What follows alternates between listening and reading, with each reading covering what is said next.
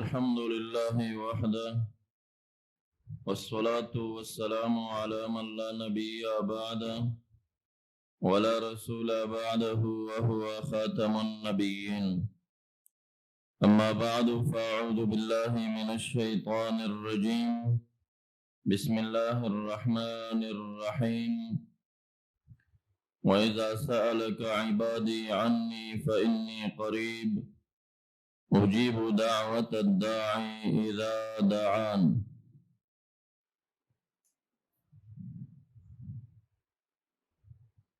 وفي رواية قال النبي صلى الله عليه وآله وصحبه وسلم: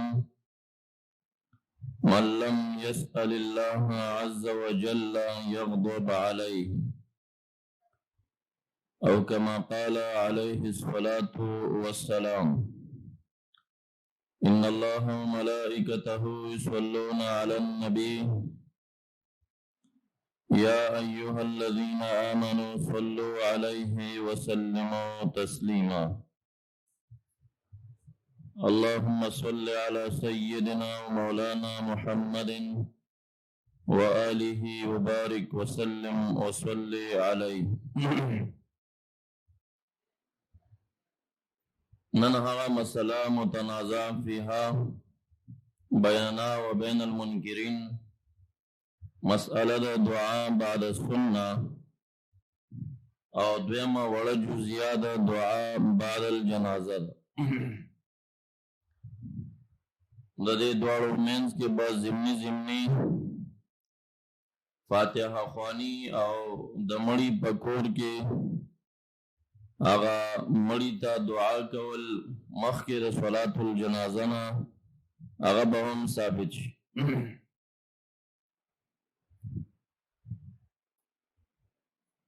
ټولو نه مخکې چې موږ خپل مباحثو کې شروع کوو،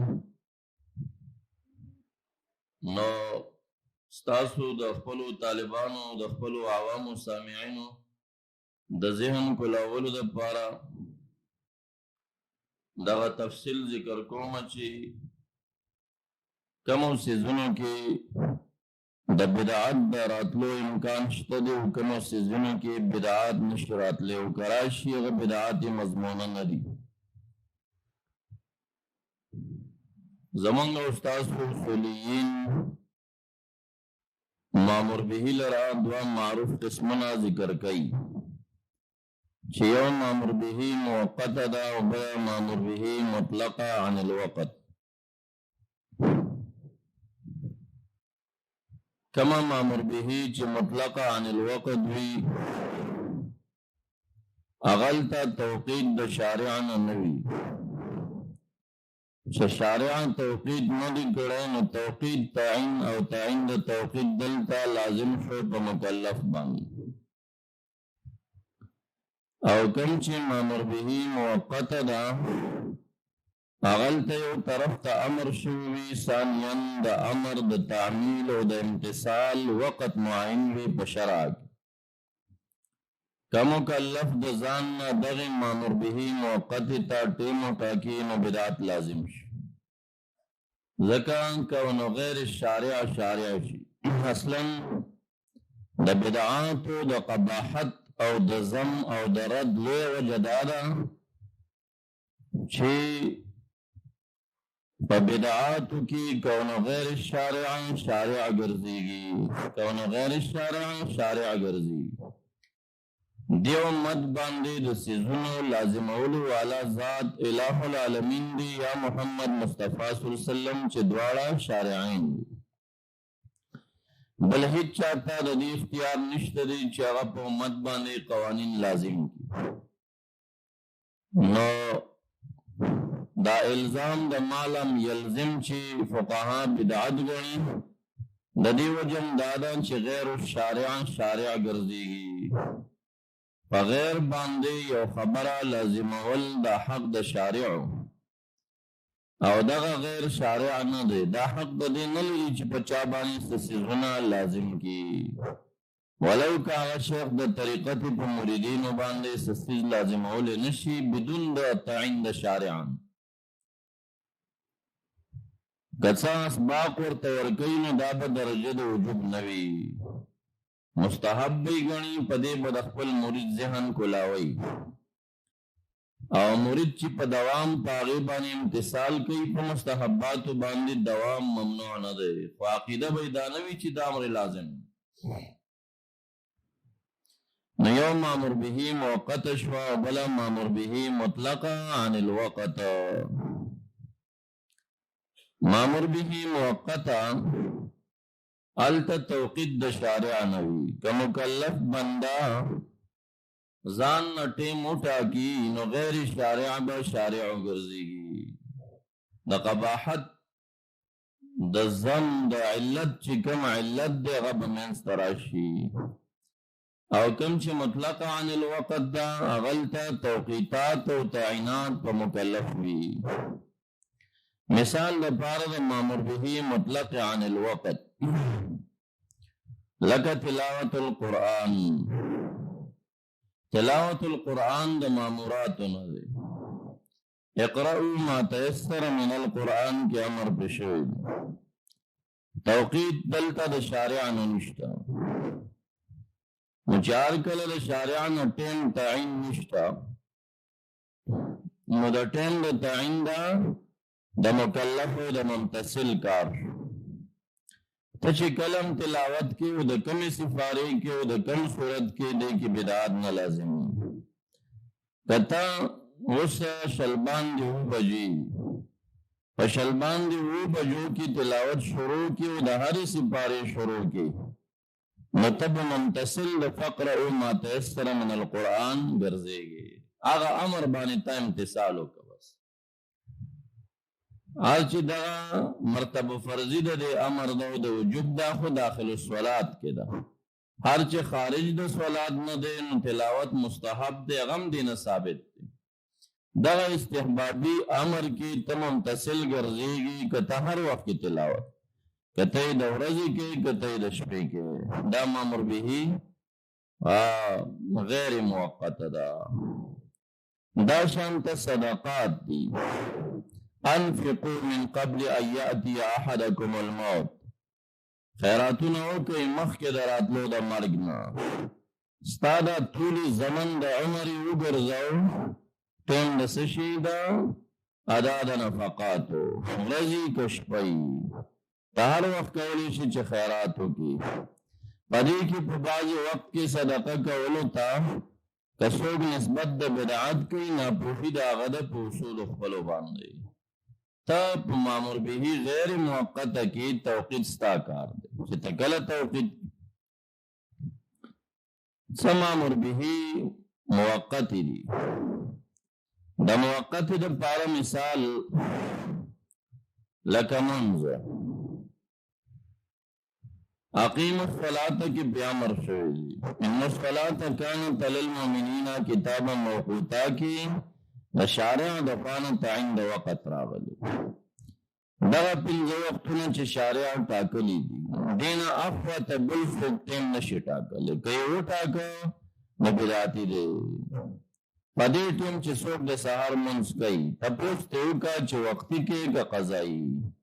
که نن د وختي د سهار لمونځ ته په 7 بجو کې ورکړه نو دا بدعتي دی. کار خو ښه کار کوي که نه؟ کار ښه کار کوي، لمونځ کوي که نه؟ په اوقات مکروهو کې هم نه کوي. دې ټیم کې خو لمونځ جایز دی که نه؟ ذات کې خو هېڅ قباحت نشته که نه؟ نو دې ټیم کې دا لمونځ بیا ولې ناروا شي؟ بدعت دی. دې شارع د ځان نه شریعت جوړ کړه.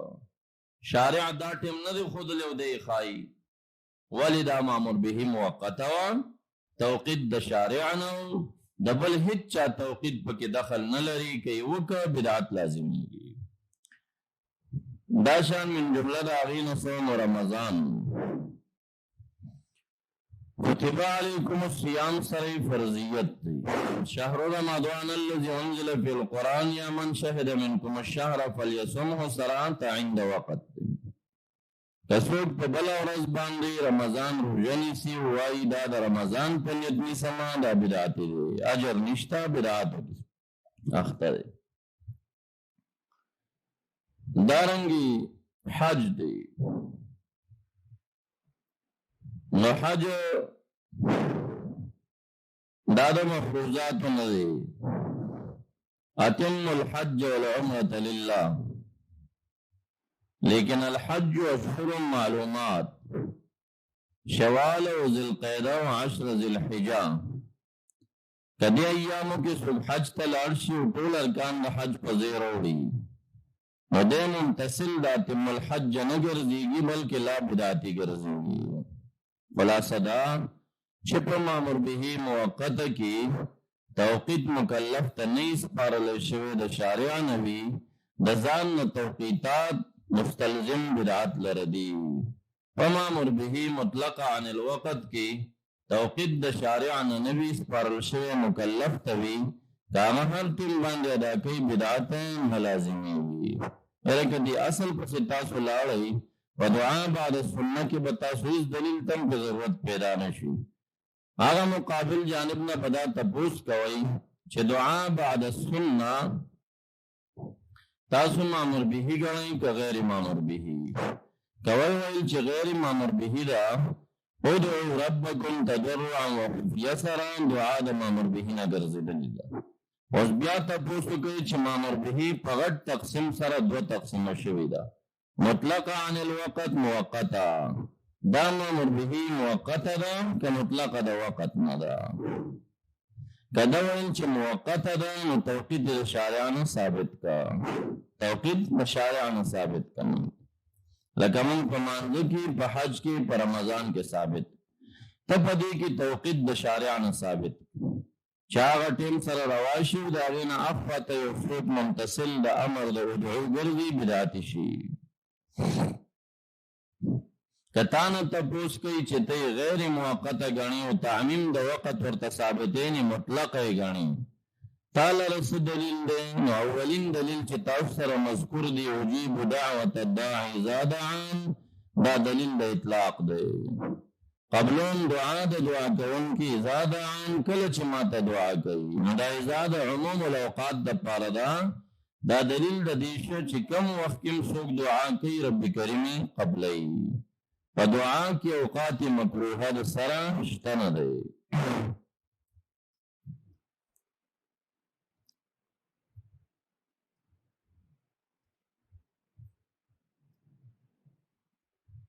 دا ستاسو د ذهن کولولو دپاره ما دا خبره وکړه چې د ډېرو خلکو نه مې اورېدلي دا بدعت او دا بدعت. اصل اصولو کې کوم څیز چې مطلق عن الوقت وي بدعت نه لازمیږي. هلته کوه ته که داسې بدعت لازم شي تعلیم القرآن مطلق عن الوقت دی.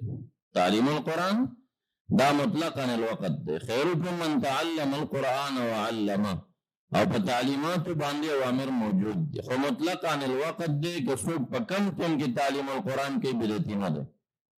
او که ته په داسې مطلق عن الوقت کې دلایل خاصه غواړي چې نه بالفعل د رحمت عالم نه ثبوت غواړمه، نو زه به لنډ راتاو شمه او به وایم چې په 9 بجې باندې سورت یاسین تلاوت جایز دی که ناجایز دی. که وایي چې ناجایز دی دا خبره به معقوله وي که غیر معقوله وي. که وایي چې ناجایز دی جایز دی او دلیل غواړي، نو د رحمت عالم نه په 9 بجو کې تلاوت ثابت، سورت یاسین هم پرېږده مطلق تلاوت ثابت. دا شان ته تعلیم القرآن ادارې په شوال شلم 15 کې شروع کېږي. که دې ته لاړ نشو چې دا مطلقاً الوقت دی، دلته توقیتات په مکلف باندې دي، بدعت نه لازمیږي. که اسی سوری لفظي او بدعت دی، په حقیقت کې دا بدعت مضموم مقبوح نه ګڼلی کېږي.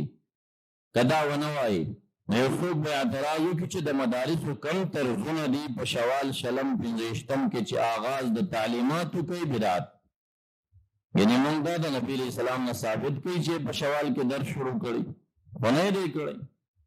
دا شان ماخوستن چې دوی کومې ترجمې شروع کړي دي، اوکې اعتراض چې ستا په سنت او بعد سنت دعا باندې اعتراض کوي، ته د هغه په ترجمې اعتراض وکړي. دا ته چې کومه ترجمه کې دا بدعت دوایي چې سنت دا نبی علیه السلام نه بعد صلات العشاء درس ثابت، او خو د عشاء د مانځه نه بعد به دومره په تیزۍ ته چې بس ضرب وده کېده، ټول وخت به یې نه ورکوو، بلکې منع یې کړې ده د ثمر بعد العشاء نه، د ماخوستن نه وروسته د خبرو نه یې منع کړې ده. اگر که ثمر علمي بعضې محدثین جایز ګڼي، فاسق دنه دا ثبوت غواړي چې ماخستان ترجمه هم ثابته کده نبی علیہ السلام نه بالفعل نشي ثابتول. دغه شعبان کې چې دا ټول مدارس ترجمه شروع کوي رمضان 25 کې ختمي دې لپاره موږ ته ثبوت راکوي په قرون ثلاثو کې دا اوس د دیوبند زمن نه دی چې د ایجاد شوی دین مخکې موږ ته وخایي نشي خود په دې ټول جواب بدایي چې موږ دا مامور به تعلیمات موقت ګڼو په موقتاتو کې توقید په مکلف غیر موقت مطلق ګڼو او په مطلق کې توقید په مکلف وی د شارع نه نوی په هر ټیم چې ته تعلیم کې جایز دی او په هر ټیم ترجمه کې جایز دی په هر ټیم ته مدرسه جوړه او درس پکې شای کې جایز دی خلاف دی کې ناراضي. استدلالات من القرآن الكريم مبحث اول منظر زولي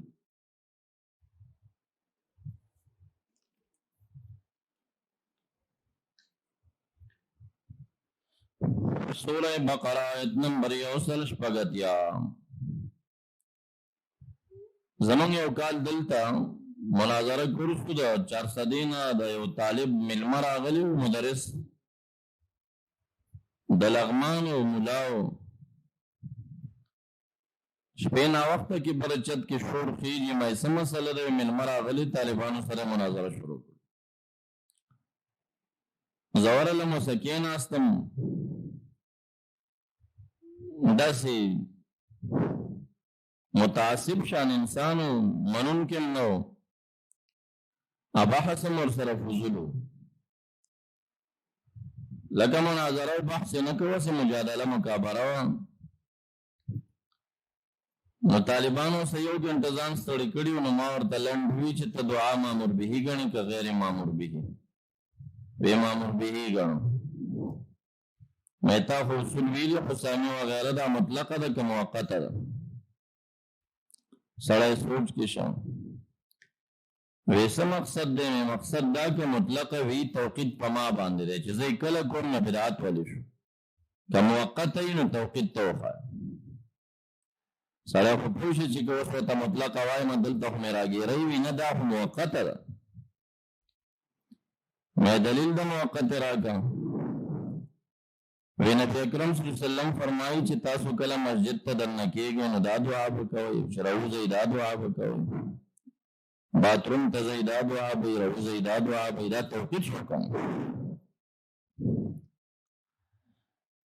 نو ما ورته ویل چې مولوي صاحب دې ته تقید ویلی شي خو توقید نشي ویلی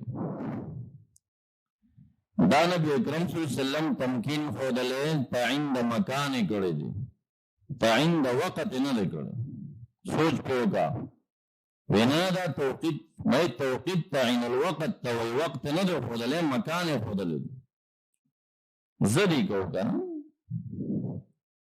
نما ورطوی چھ سہر کے سڑے مسجد تراجی دعا بسی دعای ذکر میں چھ بیاد شپی رازی امداب ہوئی میں چھ مازیگر رازی امداب ہوئی و تمکین دے کنا توقید ندے کنا کہ توقید تو خود ورزی بیو دعا و دشپی و بلا دعا و کنا سہر بیو مازیگر پا بلا دا کوئی مکان خودلی چې دې مکان کې دا دعا وکړي البته تقید ورته ویل کېږي د دې مطلق یو څه تقید وشو خو په توقید سره نه په تمکین سره مکان معین شو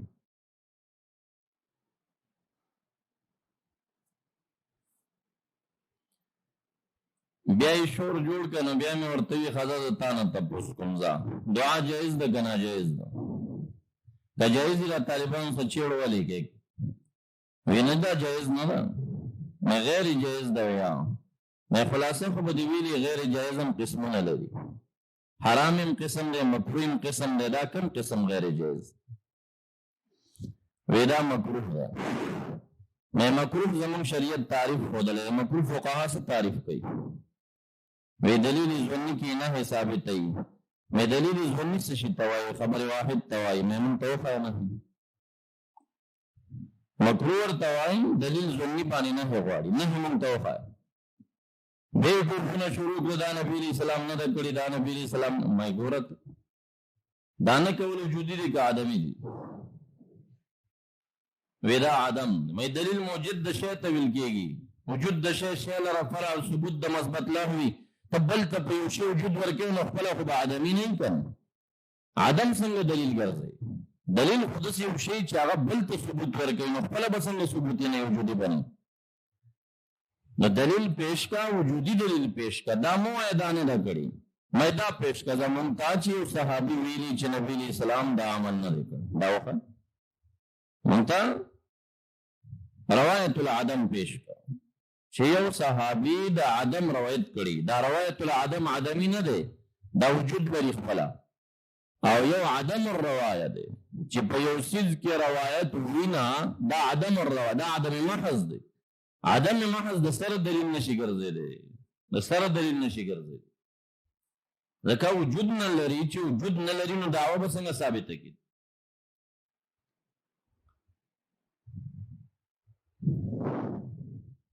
بیا ډېر خفه شوئ تاسو مېلمنو ته دا عزتونه ورکوئ تاسو دا کوئ بل اړخ باندې لاړم لغمان چلو سم لغمانه و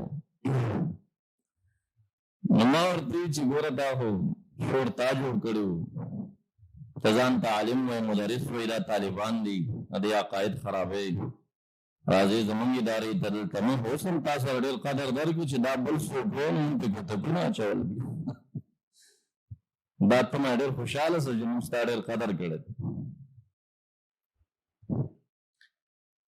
بیا لاړم او چارسدي دلته چا خبر کړي وو په سرډېرو کې یو جلسه وه د ستارې فراغت نو دې چا خبر کړی هغه علاقه کې به و چېرته نو راغی چې راغی وجودي مړپېږي د غوسې نه شونډې هم خوځېږي او زه خو ورته متوجه یم چې سړی خو زړه غوسه په ما سړی خو داسې ورو ورو ځان را نږدې کوي او روټۍ په ټیم کې راغی ما صفا کې کېناست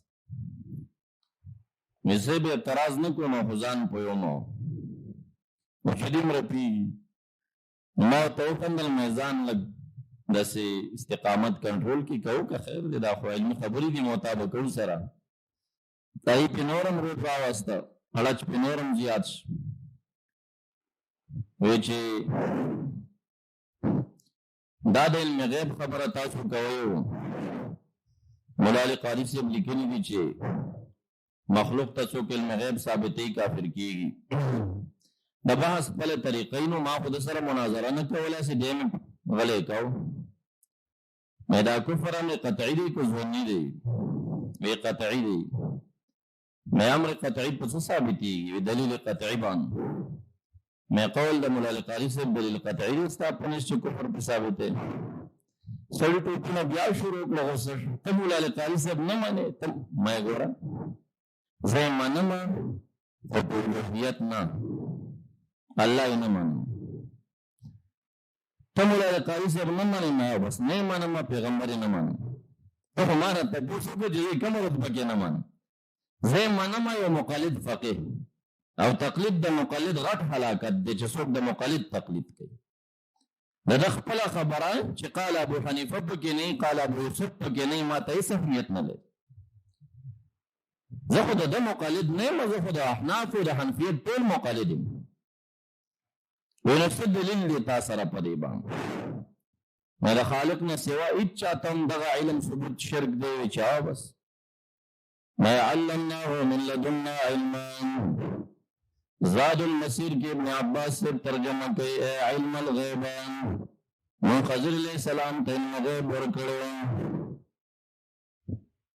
میدا خضر علیہ السلام خالق نو مخلوق و علم غیب قرآن کریم متصابت کرد اور علماء مانا ابن عباس سے پا علم غیب سرکڑی پا زاد المسیر نن نستفاسیر کڑی دا علم غیب موضوع کے بدلا بیا پیش کون وما دیزی کی در ابن عباس سے بزاد المسیر قول ہوتا پیش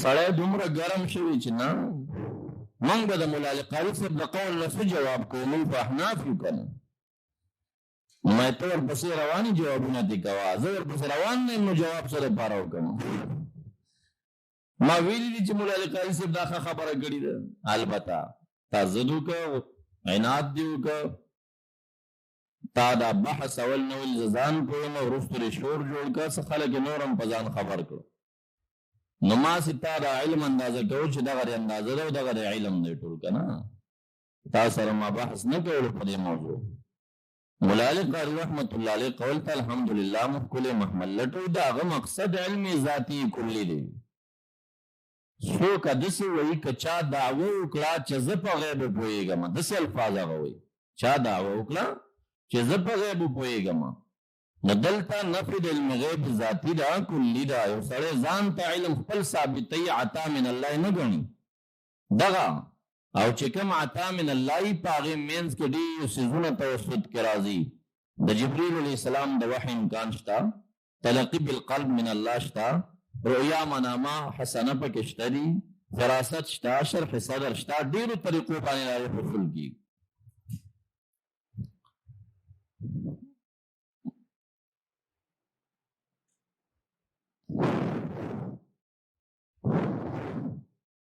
بیا یې په یو ځای کې ګرپوره کې څه دوستانو هغوی ته یې ویلي وو چې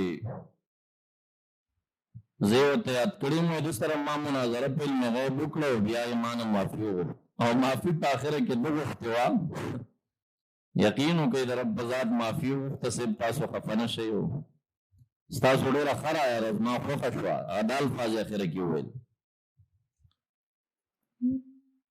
څه وخته پورې علاقو کې تاوېده را تاوېده بیا د مهاجرو د نیولو قصه شو وتښتېده لاړه چې ته ورکتې دلیل نمبر اول قرآن عظیم الشان سورہ بقرہ آیت نمبر 186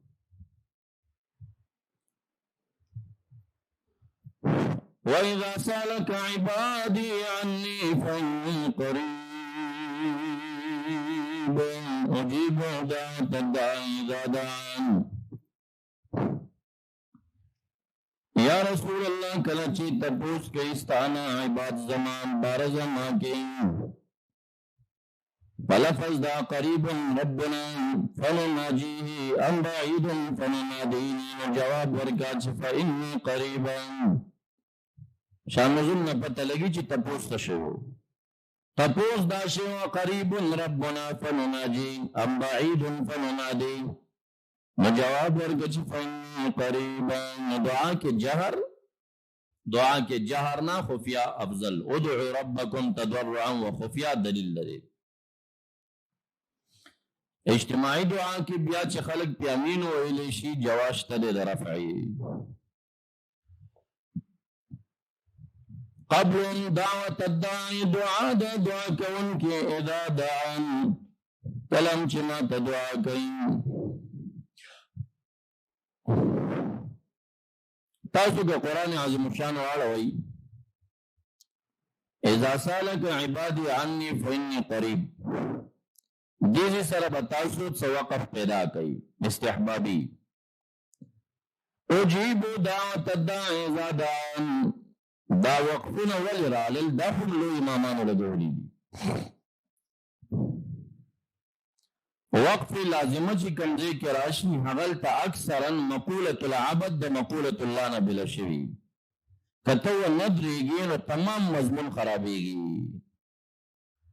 او وقفونه استحبابي چې دي هغلته کله چې په دې ثاني کې احتمالات کثیره وي نو دي وقف استحبابي کوي بیا کېدی شي دا د ما سبق سره ټچ شي کېدی شي جدا شي او کله کله وقف استحبابي د وجه د تعدد د نزول نوي دغه مخکې د وقف نه شان نزول یو وي د یوستی شان نزول جدا وي د دې شان نزول د تعدد د وجه نه دوی په منځ کې وقف وکړي تا پوه کې اشاره درکړي چې ګوره دلته دا څه بله مسله کې نازل دی دې ځای کې دا وقف په دغه معنا شوی دی ولی فإنی قریب اجیبو د دواړو متکلم باری تعالی دی فإنی قریبا فإنی اجیبو دعوت الداعی نو بیا څه ضرورت دی وقف لره مقوله خو نه جدا کیږي یو مقوله ده د باری تعالی نه دا شان نزول جدا دی هغه شان نزول عطا ابن ابي رباح تاسو تلم ما تفسیر کې په ورقاتو کې ذکر کړی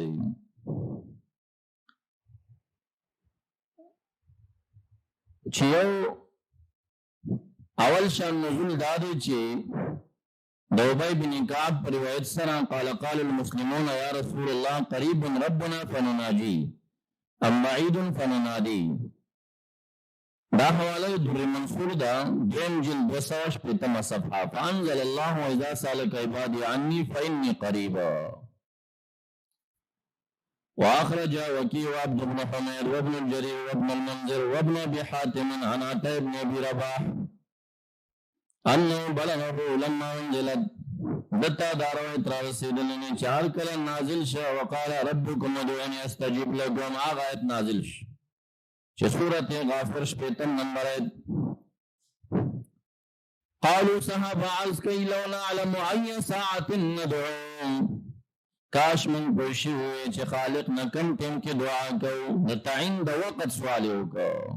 نتعین دا وقت سوالیو کو. نازل شہزا سالک عبادی انی فإنی قریبا الى قوله یرشدونا. ندغا تکلپ کے نازل رچ اجیب دعوت الداعی اذا دعان. قبلهم دعا دا دعا کون کی اذا دعانی کلم چما تا دعا کئی. وز دی شان نزول تا گورا شان نزول کی لو نعلم ای ساعت ندعو.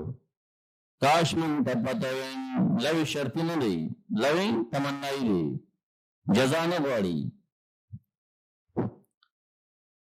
لو نعلم کاش من تپتوین ای ساعت ندعو چکم سات بمن دعا کون. دا علم کاش راکڑے شوین.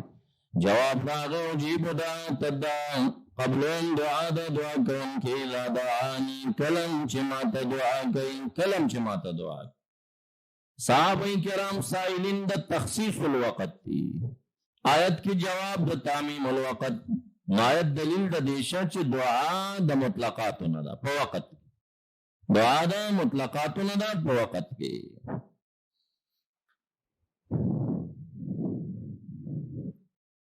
دغا شان نزول چی ای ساعت ندعو سر دانازل شوی دی. تفسیر ابن کثیر اول جلد 15 صفحہ کی نقل کری. ابن جریر تبری پا 300 درین جلد 240 صفحہ کی.